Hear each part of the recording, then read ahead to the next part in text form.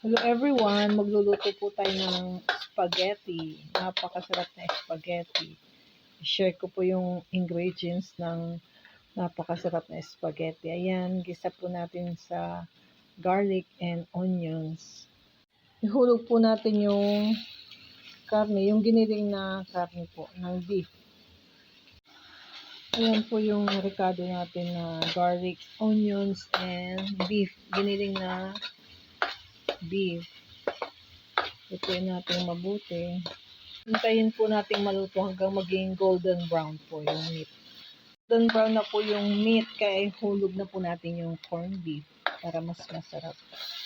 Lagyan po natin ng MSG para mas masarap. Nilagyan ko na rin po yan ng kunting salt or asin. Sabay na rin po natin igisa yung hotdog. Gusto kasi ng mga bata may hotdog. Kung ako, okay lang kahit wala. Pero yun ang kasiyahan ng mga kids. Ayan. Lagyan po natin ng carrots. Dahil hindi po lahat ng bata ay gustong kumain ng gulay. Kaya yan, lagyan natin ng masustansyang carrots para makakain sila na hindi nila namamalayan. Ayan, masustansyang carrots. Ihulog na rin po natin yung ating sarsa spaghetti sauce. 1 kilong spaghetti, 1.8 na spaghetti sarsa or sauce. Ayan. 1.8 grams pala. 1.8 grams na spaghetti sauce. Ayan, lutuin po natin ng mga 8 to 10 minutes yung spaghetti sauce sa medium heat, katamtamang apoy. Ayan, lagyan po natin ng 2 kutsarang salt or asin. Ihulog na po natin yung kondensada.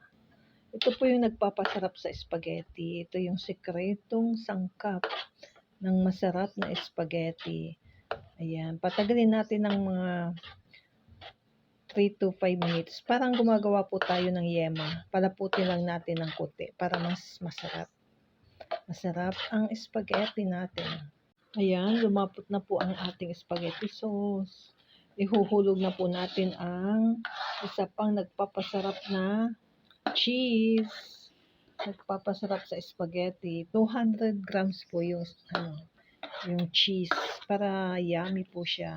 Cheesy. Iba pa po yung yung itatoppings natin. Para sa akin po, isang bar na 200 grams na cheese po yan. Hello everyone, ito na po yung niluto nating spaghetti, yummy spaghetti. May cheese na po yan, kunti lang po yung nasa ibabaw pero cheesy na po yan kasi isang bar po yung nilagay natin. Ayan, napakasarap na spaghetti. Thank you for watching.